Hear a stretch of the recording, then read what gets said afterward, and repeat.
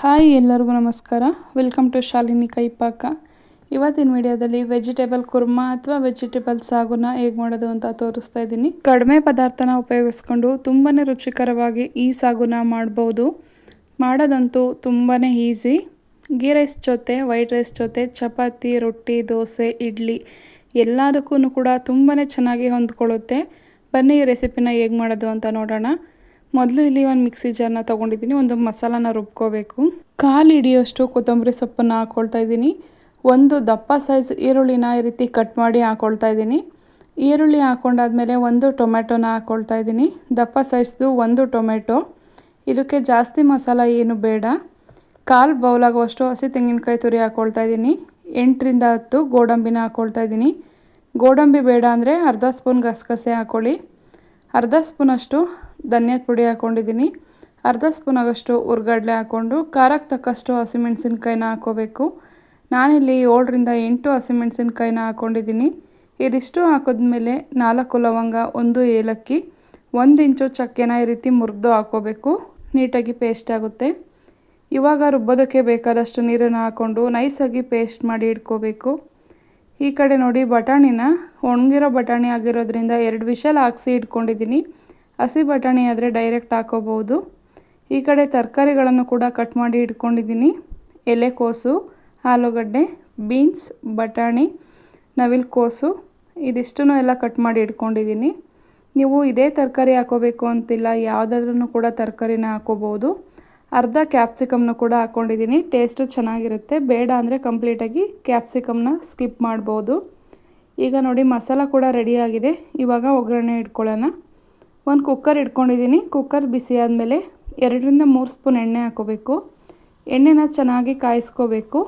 ಎಣ್ಣೆ ಚೆನ್ನಾಗಿ ಕಾಯ್ದಾದ್ಮೇಲೆ ಒಗ್ಗರಣೆ ಹಾಕಿದ್ರೆ ಟೇಸ್ಟು ಚೆನ್ನಾಗಿರುತ್ತೆ.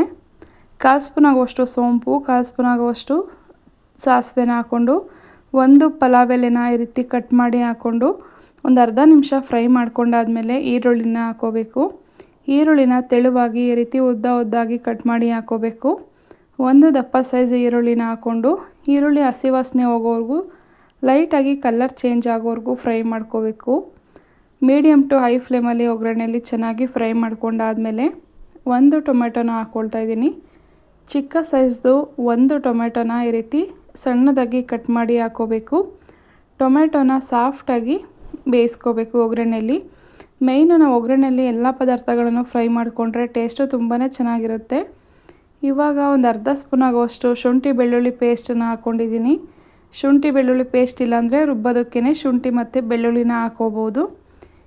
ಇವಾಗ ಒಗ್ಗರಣೆಯಲ್ಲಿ ಅದೆಷ್ಟು ಎಲ್ಲ ಟೊಮೆಟೊ ಎಲ್ಲ ಸಾಫ್ಟಾಗಿ ಬೆಂದು ಶುಂಠಿ ಬೆಳ್ಳುಳ್ಳಿ ಪೇಸ್ಟ್ ಹಸಿ ವಾಸನೆ ಹೋದ್ಮೇಲೆ ಬಟಾಣಿ ಮತ್ತು ಕಟ್ ಮಾಡಿ ಇಟ್ಕೊಂಡಿರೋ ತರಕಾರಿನ ಹಾಕ್ಕೊಂಡು ರುಚಿಗೆ ತಕ್ಕಷ್ಟು ಉಪ್ಪನ್ನು ಹಾಕ್ಕೊಂಡು ಚೆನ್ನಾಗಿ ಮಿಕ್ಸ್ ಮಾಡ್ಕೋಬೇಕು. ಒಗ್ಗರಣೆಯಲ್ಲಿ ತರಕಾರಿನ ಒಂದು 4ರಿಂದ 5 ನಿಮಿಷ ಫ್ರೈ ಮಾಡ್ಕೋಬೇಕು. ಆವಾಗ ಟೇಸ್ಟು ತುಂಬಾ ಚೆನ್ನಾಗಿರುತ್ತೆ. ನೋಡಿ, ಈ ರೀತಿ ಚೆನ್ನಾಗಿ ಮಿಕ್ಸ್ ಮಾಡಿಕೊಂಡು ಒಂದು 4ರಿಂದ 5 ನಿಮಿಷ ಮೀಡಿಯಮ್ ಟು ಹೈ ಫ್ಲೇಮಲ್ಲಿ ಇಟ್ಕೊಂಡು ಈ ರೀತಿ ಫ್ರೈ ಮಾಡ್ಕೋಬೇಕು. ಇವಾಗ ಒಂದು 1/4 ಸ್ಪೂನ್ ಆಗೋಷ್ಟು ಅರಶಿನ ಹಾಕ್ಕೊಳ್ತಾ ಇದ್ದೀನಿ. ಅರಶಿನ ಹಾಕ್ಕೊಂಡು ಮಿಕ್ಸ್ ಮಾಡಿ ಒಂದು ಅರ್ಧ ನಿಮಿಷ ಫ್ರೈ ಮಾಡಿಕೊಂಡ್ರೆ ಆಯಿತು. ಟೇಸ್ಟ್ ಅಂತೂ ತುಂಬಾ ಚೆನ್ನಾಗಿರುತ್ತೆ. ನಾವು ಹೋಟೆಲ್ ಹೋದಾಗ ಪೂರಿ ಸಾಗು ತಿಂತೀವಲ್ಲ, ಅದೇ ರೀತಿ ಟೇಸ್ಟು ಇರುತ್ತೆ. ಮನೇಲೇ ತುಂಬ ಸಿಂಪಲ್ಲಾಗಿ ಈ ಸಾಗುನ ಒಂದು ಸಲ ಟ್ರೈ ಮಾಡಿ. ಒಗ್ಗರಣೆಯಲ್ಲಿ ಒಂದು 5 ನಿಮಿಷ ಫ್ರೈ ಮಾಡ್ಕೊಂಡಾದ್ಮೇಲೆ ರುಬ್ಬಿಟ್ಕೊಂಡಿರೋ ಅಂಥ ಮಸಾಲಾನ ಹಾಕೋಬೇಕು. ಮಸಾಲ ಹಾಕ್ಕೊಂಡು ಸಾಗೋಗೆ ಎಷ್ಟು ಬೇಕಷ್ಟನ್ನು ನೀರನ್ನು ನೋಡಿಕೊಂಡು ಜಾರನ್ನ ತೊಳೆದು ನೀರನ್ನು ಸೇರಿಸ್ಕೋಬೇಕು.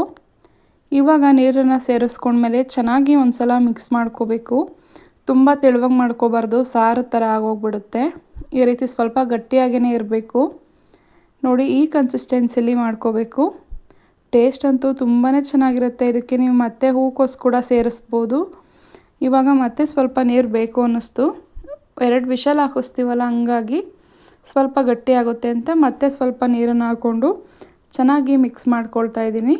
ನಾನಿಲ್ಲಿ ಇದಿಷ್ಟು ತರಕಾರಿನ ಹಾಕಿ ಮಾಡ್ತಾಯಿದ್ದೀನಿ.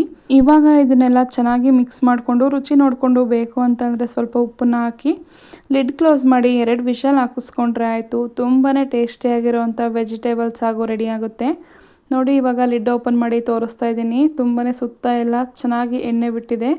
ಚೆನ್ನಾಗಿ ತರಕಾರಿ ಎಲ್ಲ ಬೆಂದಿದೆ. ಈ ರೀತಿ ಸಾಗುನ ಮಾಡಿದ್ರೆ ತುಂಬಾ ಚೆನ್ನಾಗಿರುತ್ತೆ. ನೋಡಿ, ಇವಾಗ ಸರ್ವ್ ಮಾಡಿ ತೋರಿಸ್ತಾ ಇದ್ದೀನಿ. Dosa, puri, ghee rice, white rice, idli ಎಲ್ಲದಕ್ಕೂ ಸಖತ್ ರುಚಿಯಾಗಿರುತ್ತೆ. ಒಂದ್ಸಲ ಈ ರೆಸಿಪಿನ ಟ್ರೈ ಮಾಡಿ ಟೇಸ್ಟ್ ಹೇಗೆ ಬಂತು ಅಂತ ಕಮೆಂಟ್ ಮಾಡೋದನ್ನು ಮರಿಬೇಡಿ. ಸಾಗು ರೆಸಿಪಿ ಇಷ್ಟ ಆಗಿದ್ರೆ ವಿಡಿಯೋಗೊಂದು ಲೈಕ್ ಮಾಡಿ, ನಿಮ್ಮ ಫ್ರೆಂಡ್ಸ್ ಫ್ಯಾಮಿಲಿ ಜೊತೆ ಶೇರ್ ಮಾಡ್ಕೊಳ್ಳಿ. ದಯವಿಟ್ಟು ನನ್ನ ಚಾನಲ್ನ ಸಬ್ಸ್ಕ್ರೈಬ್ ಮಾಡಿ.